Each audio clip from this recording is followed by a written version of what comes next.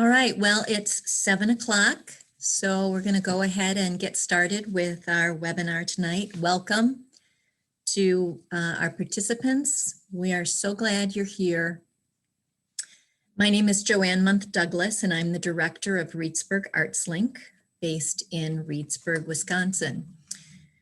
Reedsburg is a community of roughly 10,000 people located in the driftless region of our state. So the glaciers did not pass here, which means our landscape is marked by rolling hills and dells. And we have a lot of fertile farmland, a lot of dairy, beef, and crops are raised here, corn, soybeans, and alfalfa. And we also have a growing number of specialty farms. Again, welcome, whatever your job, your work, your role is here. I want to recognize you and thank you for participating today and for the generous efforts that you're making in your communities, each of which has its own distinct culture. We're joined tonight by artists, culture bearers, administrators, and placemakers from communities all over the country. And we hope to find out more about where all of you folks are from as we progress this evening. Well, there are so many rewards to making art happen in rural places. We all know it also presents many challenges, and it can be hard to find the support that we need. We're happy to provide this opportunity tonight to begin to link and learn together. Before we get started, I want to thank our webinar administrator, Philip Matthews. Philip is working behind the ArtsLink logo, keeping things running smoothly tonight. Thank you so much, Philip, for doing this. Also, a couple of housekeeping things. Please drop questions or comments into the chat box or the Q&A box at the bottom of your screen during the session at your leisure. Also, this session is recorded and each of you will receive a copy of it in the coming days. Reedsburg ArtsLink is a multidisciplinary arts nonprofit with a mission to unify, enrich, and enliven our rural community via the arts.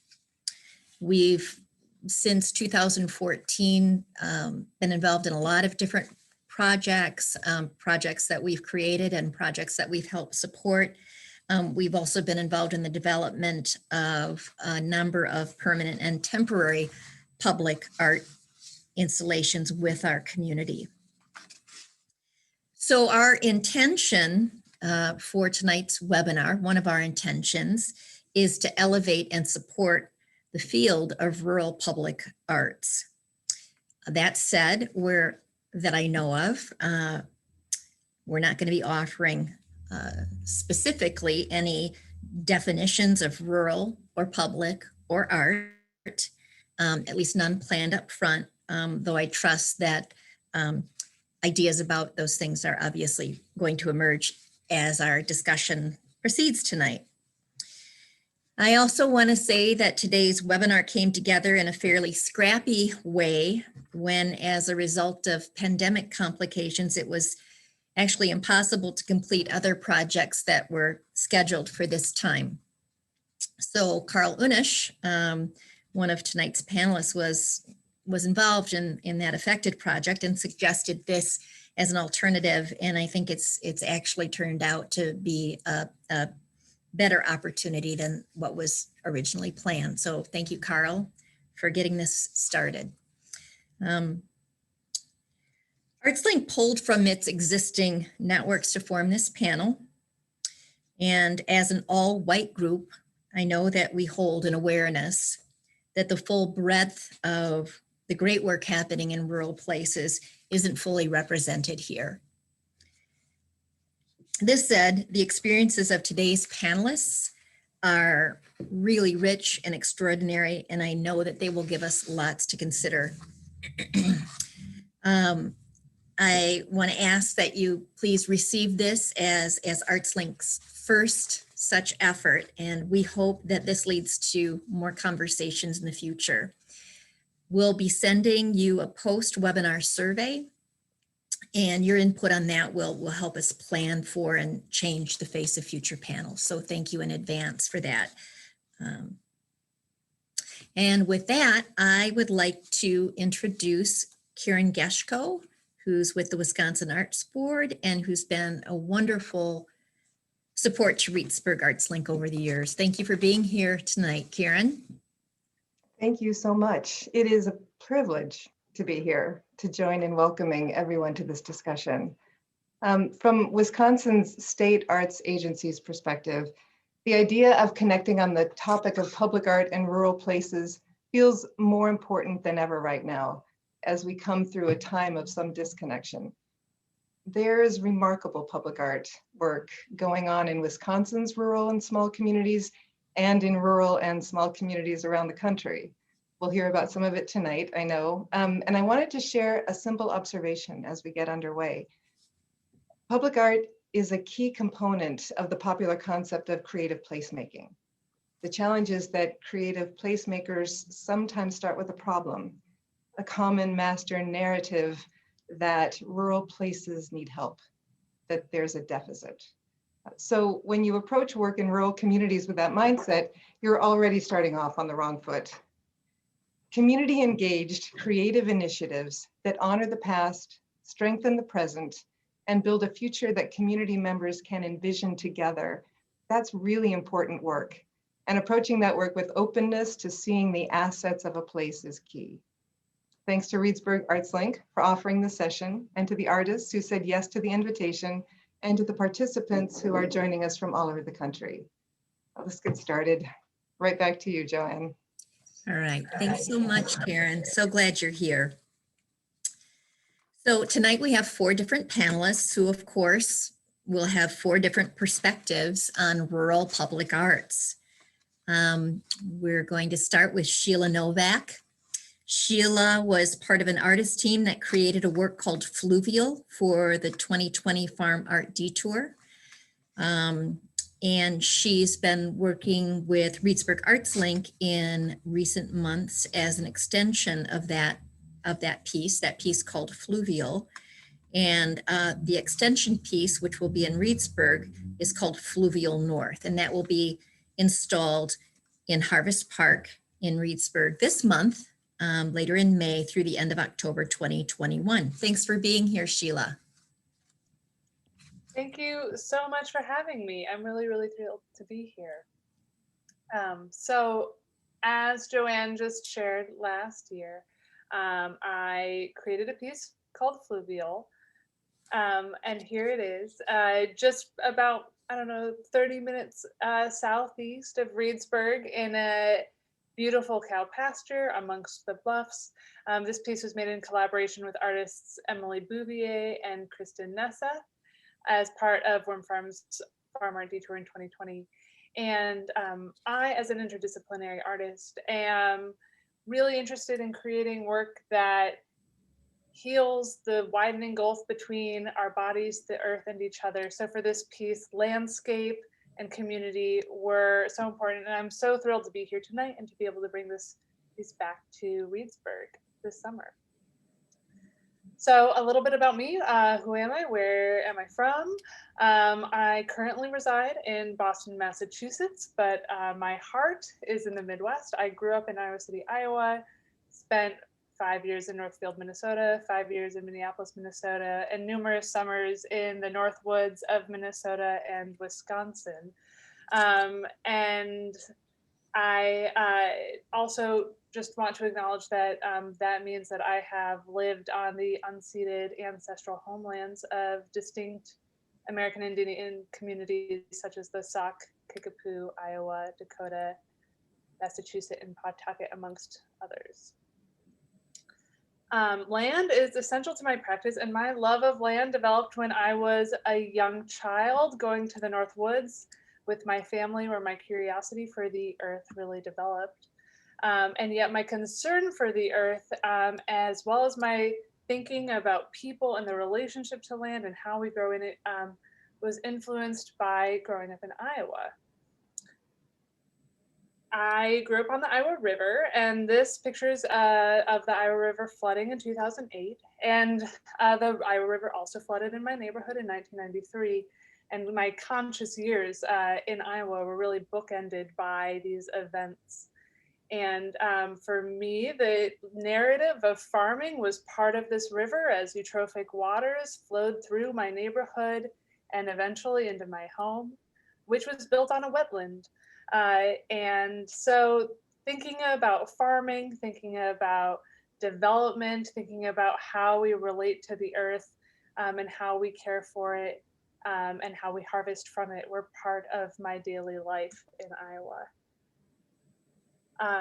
So my work in the public realm began engaging with thinking about landscape and people, but as an arts administrator. So I've worked on projects such as art shanty projects in Minneapolis, Northern Spark in the Twin Cities, the John Bigger Seed Project, and numerous others. And upon moving to Boston, which I did 4 years ago to join my partner as he pursued his PhD, I began working for the Rose Kennedy Greenway Conservancy, a nonprofit in downtown Boston that curates annual rotations of public art. And I was actually able, through that work, to work with the beloved Karl Unnasch, who's here tonight, and got a lot of exposure to the multifaceted narratives and considerations of working in the public realm. Prior to engaging in public artwork myself, I was working as a studio-based artist, creating objects that were displayed on white walls, that were really labored over and intended for small audiences.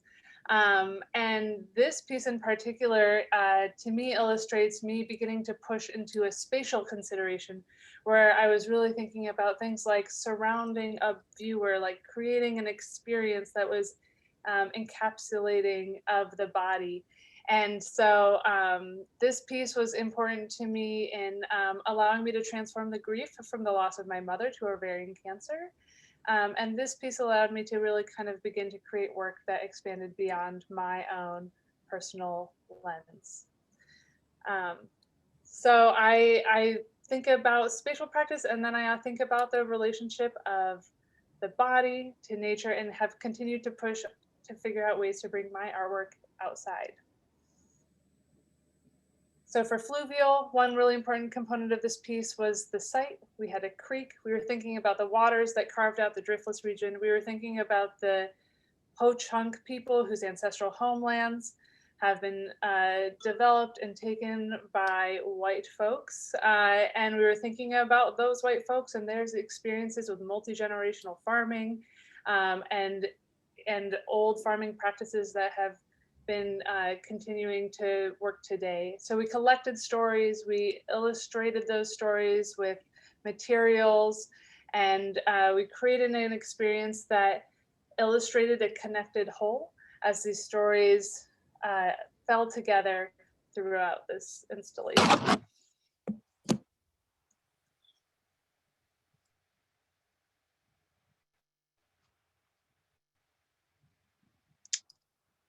Are we ready to move on here, Sheila?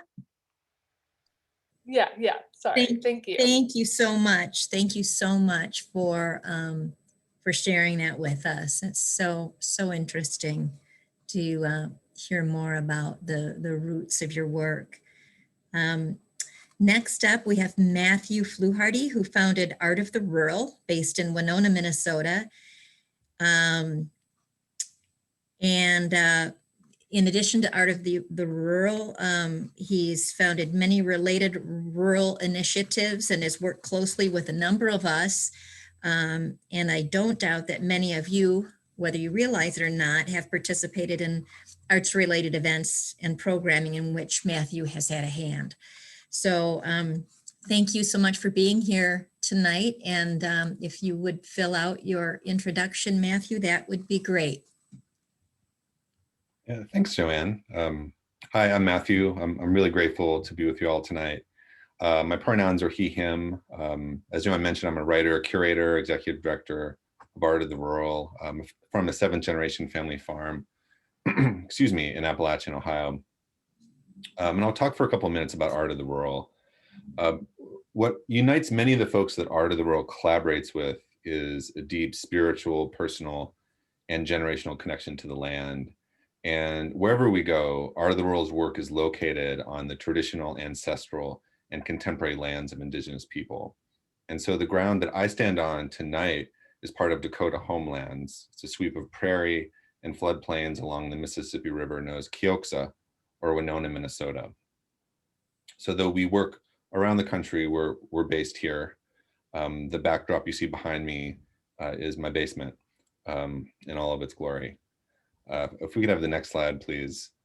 I can turn to some information about Art of the Rural, what it is, and kind of how it operates. Here's our official nonprofit-esque language. There's lots of polysyllabic words here, but at the heart of this, Art of the Rural is an 11-year-old initiative that is seeking to co-create knowledge sharing, strengthen networks, and forward rural-urban exchange.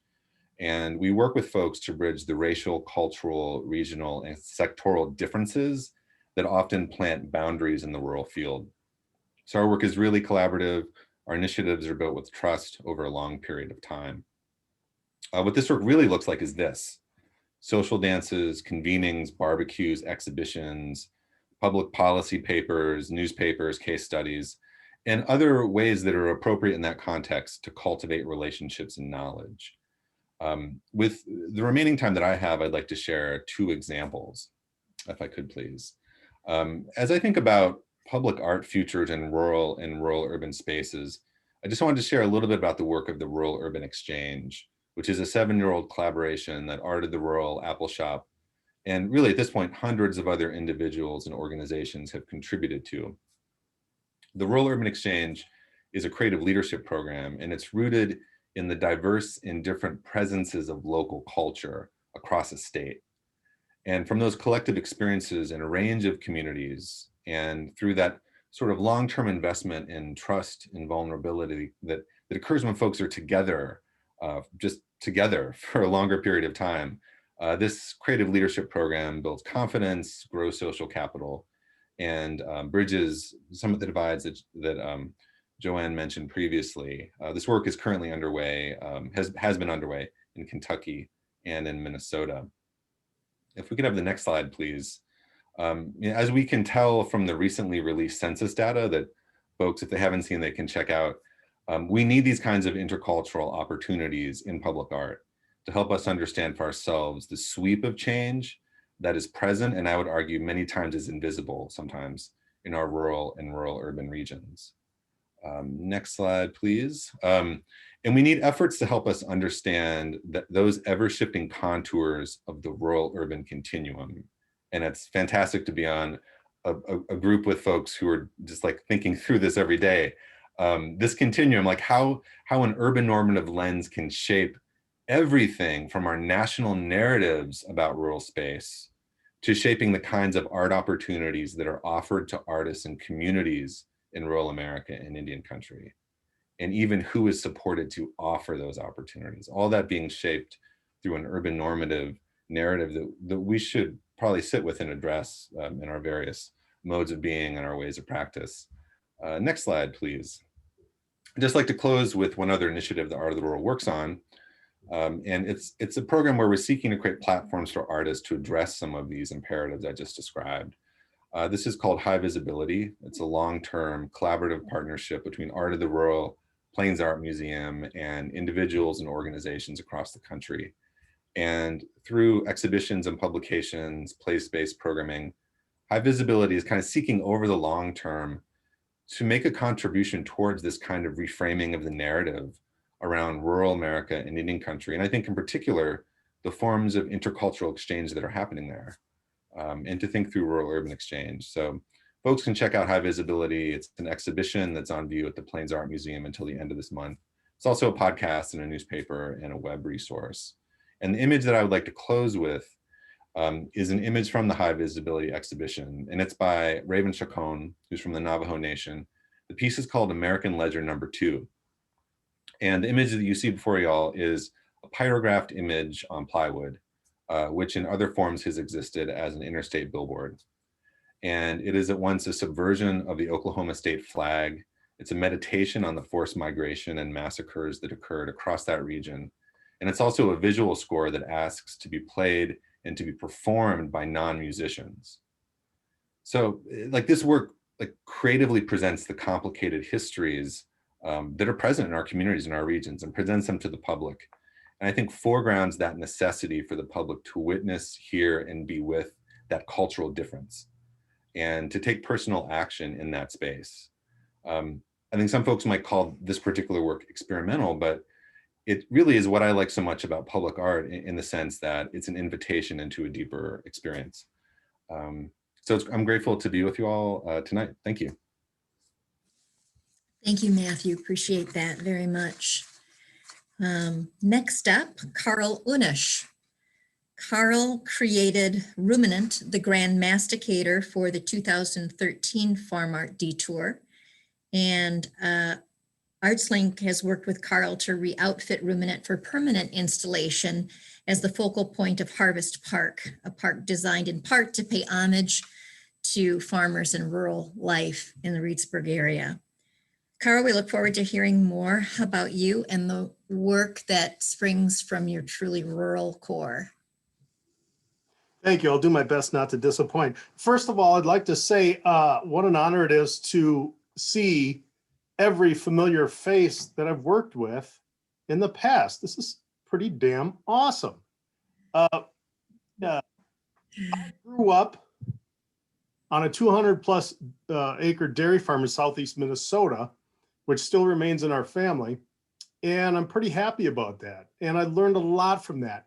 One of the things I learned from that is that if you're going to do something interesting, have some fun. If you're going to be bored, do something interesting. So I broke out of the agricultural scene in the sense that I wanted to be an artist. One of the things that inspired me was growing up. Can we back up one time there, Phil? Thanks. One thing that I was most interested in when I was a kid is very unworldly things, because my world was so small compared to the grand world growing up on a dairy farm. Just 5 miles down the road, when I was a kid, 7 years old, 1977, this store you're looking at in this slide was still an active mercantile for the local community. So there's that connection that I didn't even know was important as a kid. Fast forward through the 1980s, where farms were being sold off. We had a major economic upheaval, and large, big corporate box stores took over in the cities, and places like this went defunct and were used as storage or became defunct and fell into themselves. 30 years later, I'm still hovering about the bluffs in southeast Minnesota. I buy this and the 10 acres with it. I turn it into my studio. This is where I ply my trade. I have been dedicated to being an artist, a self-sufficient artist in rural areas since day one. So let's talk about some of the stuff I do.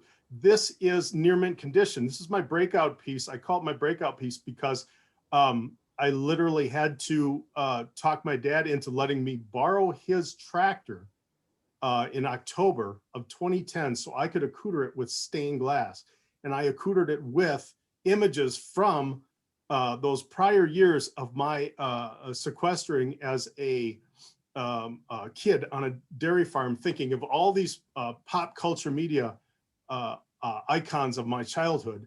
And I retrospectively gave homage to them and tribute in the sense that what of all of these characters that I was infatuated with, what did they have in common? And I was like, oh, they were country boys, just like me. So these are all, let's call it maybe like an ego, super ego mashup of all the images of what fomented my fantasy attraction, fantasy culture attractions as a kid. Let's take a look at the next one, which is enemy number one in Reedsburg. This is Ruminant. I have a very near and dear affection towards this. This was a swan song piece for me because I got to make a public art sculpture that was an homage to chewing between growing up on a dairy farm, feeding silage and hay to animals, listening to the farts, dodging the shit, and being able to see the same mechanisms that go on in livestock as they eat, which is, and I could equate that with how a machine such as a combine and other farm implement equipment did the same thing to break down raw materials and turn it into something what we thought of as productive or next product. So for cattle, turning that into milk and meat, and for a combine, turning crops into a raw material that's used for industry. Next slide, please. Sheila's very familiar with this. This is the Greenway in downtown Boston. I got to bring a dump truck to the center of downtown Boston. I love Boston. I did my graduate study in New Bedford, Massachusetts, so I was familiar enough with the town to know what I was getting into when I decided to say yes to Lucas Cohen, the art director of the executive art director of the Greenway at the time, when he reached out to me and he was interested in me doing a piece that was some sort of homage to vehicles. Well, my past experiences with Boston, with vehicles, with the area, with the region, being familiar enough with the Big Dig, I wanted to give an homage, a tribute to the workers who actually had to go through the physical labor and travesties of creating such a monumental change in the environment and the landscape of that area. So this was that homage to that. Next slide, please. This is a close-up of one side of the panel on the dump truck side. One thing I like to do is to have a lot of whimsy and a lot of smart-ass humor, if I can sneak it in subtly, or sometimes maybe even a little more overtly to the work. But what I did here was I'm trying to draw images of heuristics, which are basically the mathematical foundations of analogs that are the foundations for artificial intelligence, which is the next burgeoning labor. Can we back that up, please? It's the next burgeoning labor worker bee, let's say, what's going to happen in the next 10 years. But also I wanted to make ties into the inspiration that goes into heuristics, such as natural tools created by animals and people or the interactions thereof. Now let's go to the next slide, please. Montevideo, Minnesota wanted a public art piece, and I wanted to do a piece for Montevideo that gave homage to agriculture throughout the ages, not just through the white intercession of post-colonialism, but I dug back into and contacted elders in the Dakota tribes to make sure that the imagery reflected what their culture held in high regard historically for their agricultural contact with the land. And the images from that reflect that. And let's do the next slide, and maybe we got a close up here. Yes, I love the seek and finds. This goes back to my childlike whimsy that I love to tap into. So we have everything that is weather, lightning, snowdrifts, draft horses, rapala lures for fishing, the local courthouse cupola, a white-tailed deer fawn. We got to add something cute in there, and why not balance a piece of local pie, which is legendary in that, which is the Snickers pie. That is the thing you can't stop in, you have to stop in town to get a bite of. Let's see the next one. And this is just a little log cabin I just built in Tulsa, Oklahoma in 2018. All right, I'm lying. It's a big log cabin. I found it in northern Wisconsin on a fishing trip. I fell in love with an image of it and decided to buy it. And it was either going to be my home and or an art piece. Well, talked to Scott Stuhlen, who I've known for a few years, who's now the executive director down at the Philbrook Museum of Art in Tulsa. He reached out to me and says, Karl, do you still have that log cabin? I said, Scott, yes, I do. He says, Karl, I'm interested in getting, I said, get me a plane ticket. Let's go down, let's find a site. Went down to Tulsa, talked with him, figured it out, got through all the logistics, and long story short, turned this into a menagerie of light and color that pays homage to the Dust Bowl era of that of the Oklahoma basin. A lot of reclaimed pieces of glass to talk about the Dust Bowl era. The actual light you see coming through the logs isn't coming from the inside of the cabin, it's coming from between the logs. One little feature that I added in there was LED lights that are covered with a scrim of reclaimed cloth, which was a reference to dabbing cloth and patching it and packing it between the logs of houses and log cabins in that area during the Dust Bowl to keep dust out for people to save their families. So that's just one little. If you go on my website, there's a whole montage of imagery and explanation of it. A lot more. I could talk about this for 3 hours, but it's one of my most impressive pieces I've done so far, and one I'm most proud of. This is just an inside view. Decided to even make a little chimney out of reclaimed books, and using reclaimed glass as the fire inside, plus reclaimed glass as all the lanterns hanging from the ceiling. Latest finished work. This is inside the high visibility show at Fargo right now at the Plains Museum. And you'll see the maquette in my hand and the final result behind it. My R&D for this piece was a 30-pack of Busch Light. I'm fascinated now with traveling back roads and recording litter. Environmental concerns are a big draw to me right now. One thing that has always pissed me off is seeing litter. It is the foundation of my ability to be able to put up with someone's shit. If I see you litter, you're out. If you can't even pick up your litter, how can I expect you to look me in the eye and tell me, hey, Karl, let's go do lunch?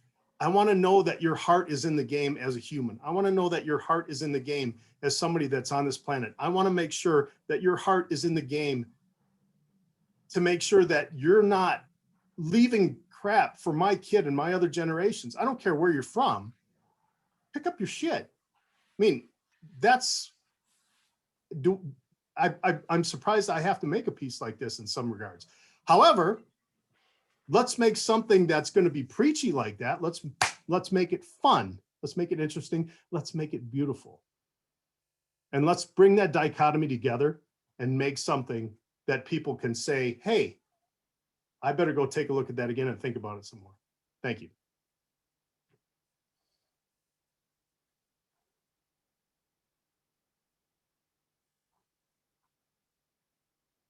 Joann, you're muted. Sorry about that. I was muted. So thank you, Karl. Never a shortage of passion. It's wonderful to hear you describe your work.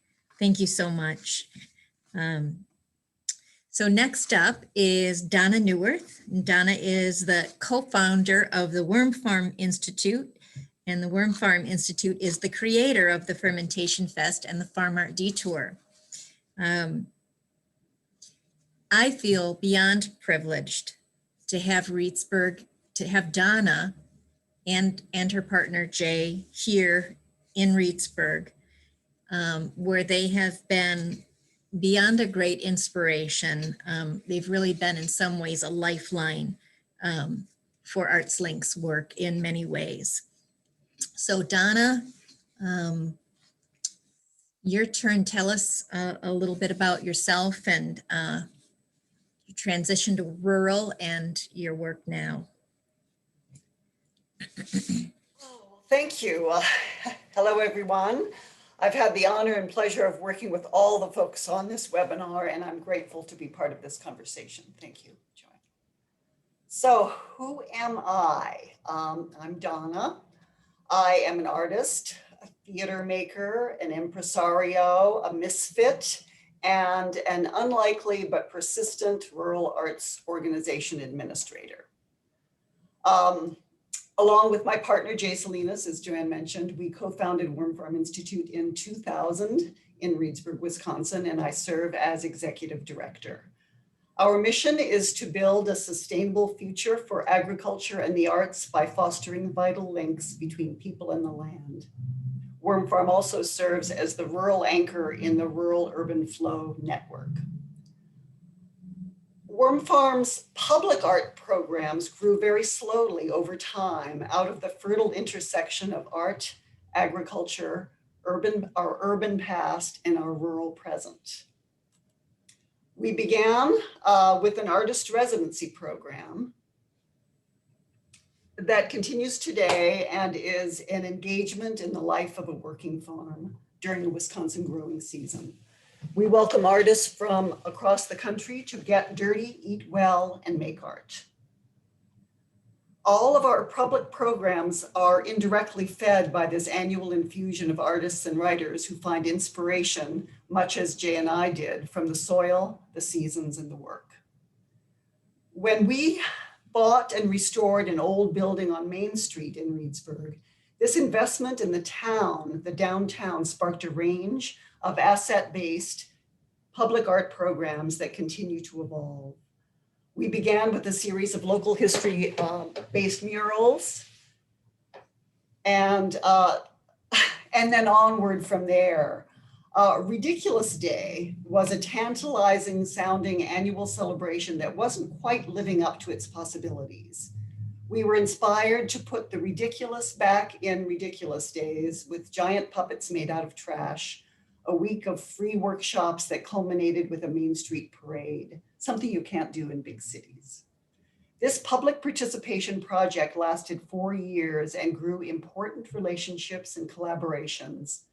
Homegrown Culture was a series of gatherings and shared meals to further explore the fertile intersection of culture and agriculture and what might grow there. We invited artists, farmers, conservationists, elected officials, and other stakeholders. Out of this came the first glimmer of what would later become the Farm Art DTour. The DTour is a 50-mile self-guided drive through working farmland of Sauk County, Wisconsin, traditionally the lands of the Ho-Chunk Nation, punctuated with temporary site-responsive art installations, pasture performances, field notes, roadside poetry, and more. Part of Fermentation Fest, a live culture convergence since 2011, it is a free 10-day agricultural excursion that brings rural and urban folks together in the working lands that support all of us. The multifaceted tour slows us down, sharpens our focus, and we may notice the artistry and the challenges inherent in what farmers do every day. So these are a few of the installations. This is field sketches by Sarah Fitzsimons. Can you go back a couple, Philip? I'm sorry. This is Boots by Chris Lutter-Gardella from Minnesota. The next one, Field Sketches by Sarah Fitzsimons. This is Cribs by Brenda Baker, also of Wisconsin. And this is an audience. So we do lots of pasture performances, but this is the audience who's looking at an opera singer on a stage, and there is a chorus of cows behind that audience. And so the excuse of bringing people on the DTour to see a work of art, an opera singer, ends up being a 360-degree multi-sensory experience in the middle of farmland. And this is actually the point. This is one of our favorite images. It is a category of things that's on the DTour that we call farm forms, and it's not made by a professional artist. This was a team of 3 farmers, one who donated the land, one who donated the hay wagons, another who grew the corn that the wealth is made out of, 2 local businesses, an engineering firm and a contracting company, and the resident artists on the worm farm that year.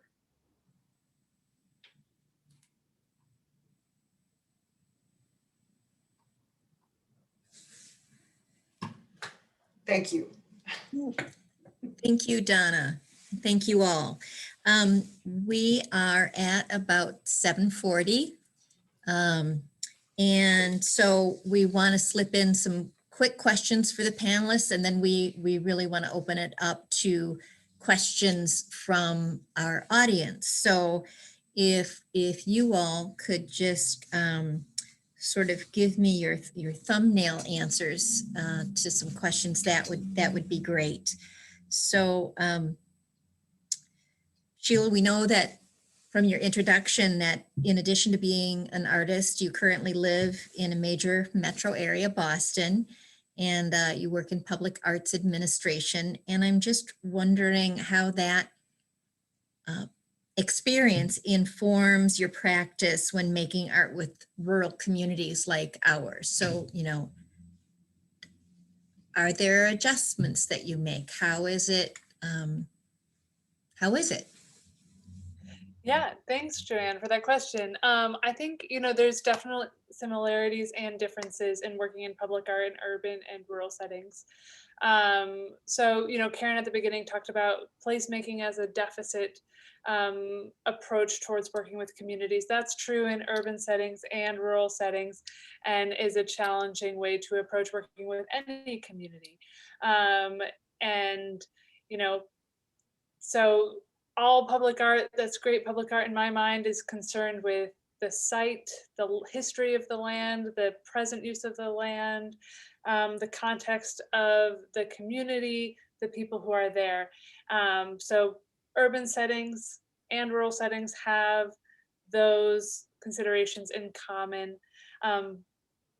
Physics is consistent in urban and rural settings. That's a big part of my job, is making sure that artwork that goes up stays up, and that is going to not change. But you know, the land is different, the space is different. Rural settings are known for having a lot of space, and rural artwork can really capitalize on that and create a kind of different sense of being. And also, in my experience, creating artwork in a rural setting, you get all kinds of people participating in the project. They're helping you make it, they're helping you install it.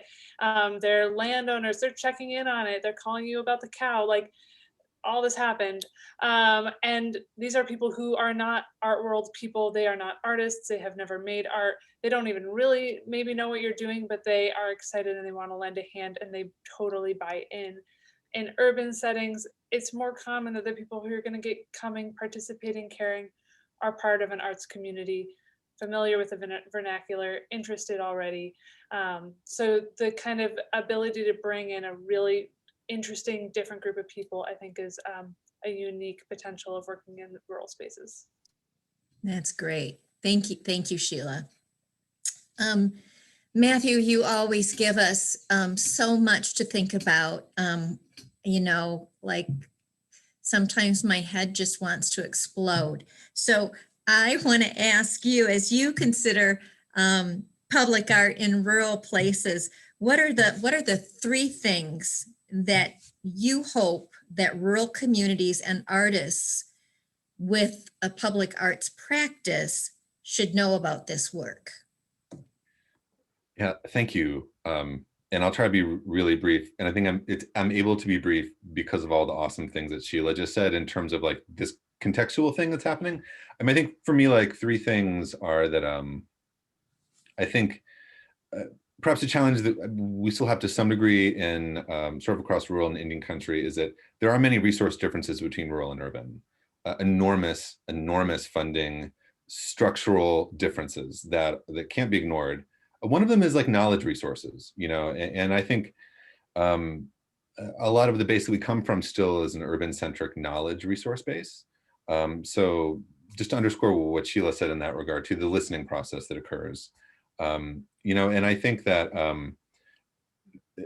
that what we're not seeking, I think great work comes not from translating those models and practices in urban areas, but doing something that's much deeper, you know, and there's an adage in the rural public policy community that if you've seen one rural community, you have seen one rural community, you know, and I think a thing that I am thinking about, and then I'm just gonna pass the mic, like, is the whole question of public art, at least look at my orientation to it. Those two words, oftentimes like the thing that I lean into is the art part, you know, because that's what you can feel, that's what you're engaging with.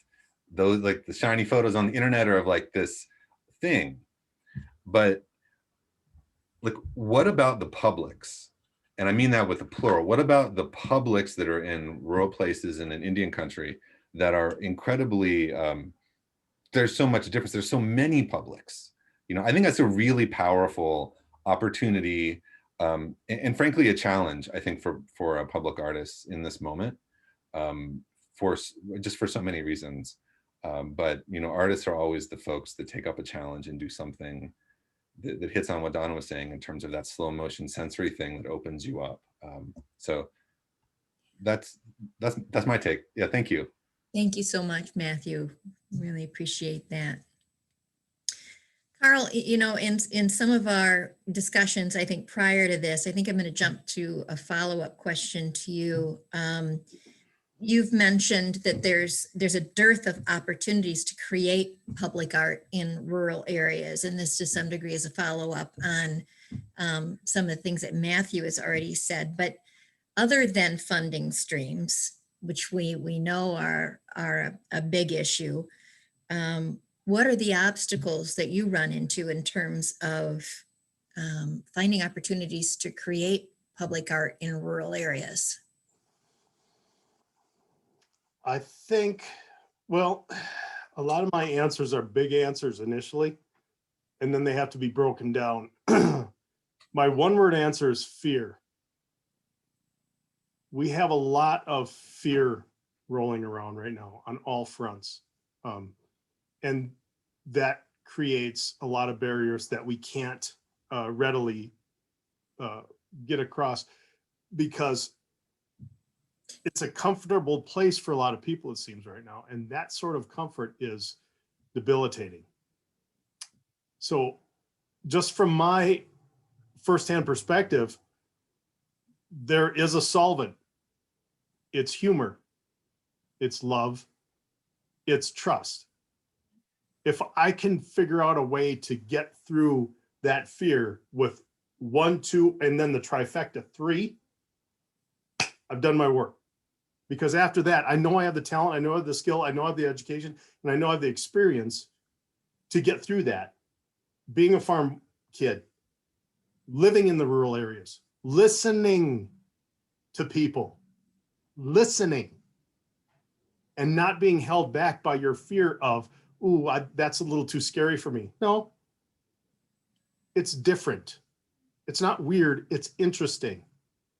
Getting through the barriers that you put in front of yourself is one of the most important things that we have to recognize to figure out how to speak the language of someone that we're trying to engage. So Karl, are you speaking to fear on the artist side or on the part of the rural communities who might be seeking public artists? Or both? Okay. Both. Mm-hmm. Side, because, and let's just be honest here, the logistics of rural artists, there's a lot of rural artists, but there aren't a lot of recognized rural artists. Okay, why is that? The most dangerous and most important question we ask every time we have a problem to solve is why. I can't answer that. I can only speak for what I experience on a daily basis. So from an artist perspective, I talk with other artists and say, well, why don't you come out here? Come on, beautiful. You want landscape? Go to the country, right? You want interesting people? Go to the country. You want to go do some fun things and not get caught by the authorities? Go to the country. Be naughty. Test your limits. You did that when you were a teenager, when you were drinking beer in the rock quarries. What happened to that? What happened to that, that infused spirit that we used to have, okay? Be a little bit naughty, because that tests the boundaries of if you can ask yourself why or not. Now that's the artist side. Now let me talk about the other side here for a second. Karl, sorry, I have to jump in. Let's leave it at get naughty, because I think all of us like that very much. And, yes, we can do things. We can do things in our rural communities that we really can't do in cities because the structures aren't there. But anyway, you have to come. You have to come. If you aren't in a rural community, you have to come to the rural communities to discover what we're talking about. I want to make sure we have time for a question for Donna. I see that lots of great questions are coming in via chat. The time that we planned together this evening was too short. I apologize that we've had such a great discussion and time is slipping away, but we invited some questions in advance of the webinar, and a few people got back to me. And one of the questions that came in was, what new opportunities do you see for rural places post-election and post-pandemic? Donna. Before I answer that question, I want to say that one of Jay and my criteria for moving to the country was that we could be naked in our front yards and set things on fire on a regular basis. So, and we don't do much of one anymore, but we still do the other on a regular basis. So yeah, rural life. Okay, post-pandemic, post-election, it's been quite a year, as we all know. And because the DTour in its eighth year has social distancing built in, we were able to actually do what we had planned to do, unlike most of our colleagues who couldn't, because we were outside in fresh air and people were in their own cars and could get out safely whenever they wanted to. So there's a song by Leonard Cohen, an anthem, there's a crack in everything, and that's how the light gets in. And so I think the pandemic and also the election were a big crack in everything. And if we had it to do all over again, we would have chosen not to have both of those, the volatile election and the pandemic, but a lot of light came in. And I think maybe more light in rural areas because we have more land, we have more space, we have more air, and everyone in non-rural areas needs it. It's important and it will always be important. And I think that the light that has come in has made some people who didn't know that before start to think about that. So I think there are possibilities coming to rural America that we might not have had a couple of years ago. I'd be interested to know whether you folks agree. For us personally, new funding came to us because we were able to realize our projects. We have a long track record of realizing ambitious 50-mile sprawling projects that involves both professional artists and regular citizens making stuff. And we do not set out to say that one is one thing and one is something else. We're all makers and doers. And I think that there's great potential in more making and doing. So that's my answer.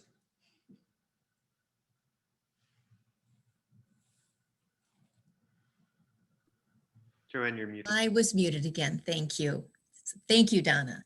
I'm still working on my webinar skills here, so appreciate that. So we have some questions. There are additional questions that I received that were pre-submitted, but there's one that came in during Donna's presentation from Kim at the North Dakota Council on the Arts. Kim would like to hear about how communities are involved in creating the large-scale installations initially and through build. I think that you addressed that somewhat. Well, for the DTour, we commission a jury meets and selects professional artists who respond to a request for proposal for site responsive work. So those artists are selected through that process. We also have what we call farm forms. The word wealth was an example of that.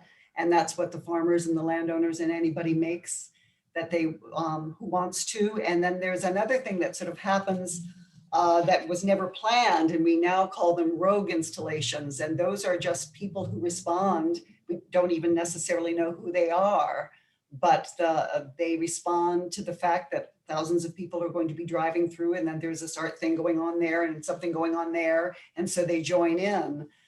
We would love to be able to have some more funding to reinforce more of that. So parts of it are planned and parts of it are responses. But the communities that the detour goes through are very involved in how the sites are selected, all of the land where the art installations are. Almost all of it is owned by private landowners, and they give their permission for a temporary work to be put there. It's there for 10 days and then it goes away. We tend to use hay fields after the last crop of hay has been cut. So it's an easier yes for a farmer. And every year we discover new possibilities and new people who want to make stuff. Great. I have one more question that I think we have time for. I really appreciate this question from Dawn to all panelists. How do we reach out to urban folks who may want to engage with rural art, but many urban dwellers don't have their own transportation. So getting places is, so access is an issue. Barriers to access to a mode of transportation to see and experience rural art. I think it's, I'm not sure it's a question we have an answer to, but I think it's a great question. Does anybody have a thought on that?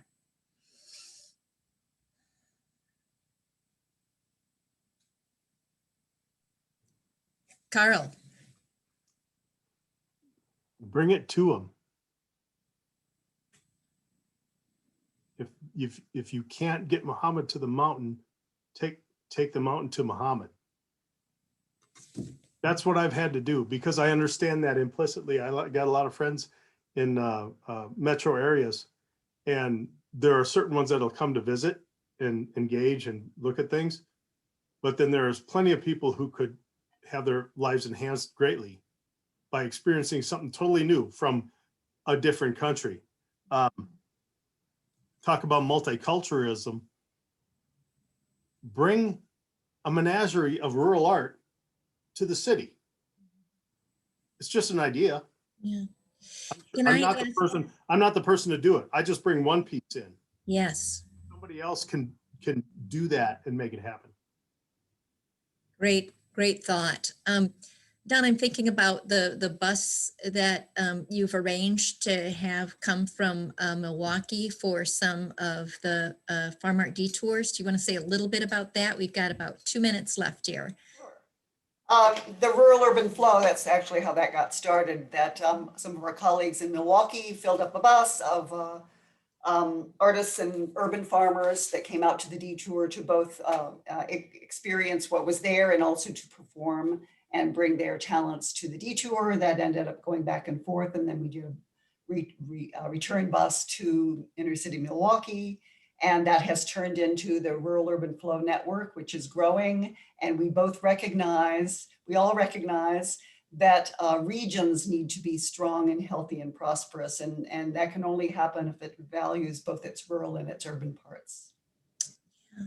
I think there's a lot of potential to address the concern that Dawn raises in terms of bringing the audiences from urban areas to rural areas.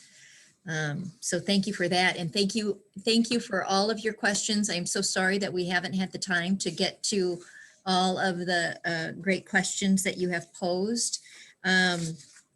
We are at almost 8 o'clock, and we want to make sure that we get our panelists and all of you on your way. So I want to say thank you again to Karl, Sheila, Donna, and Matthew. And thank you to Philip behind the scenes for guiding us through this process. I want to wish all of our participants the very best in the work that you are doing. And we look forward to being in touch with you in the near future. As I said, we'll be sending you a recording, and along with that recording, also a survey that we hope you'll complete so you can help us plan more of these and do a better job for you. So again, I want to sign off from Reedsburg, Wisconsin, and thank you. And just keep up the great work, all. Good Thanks. night.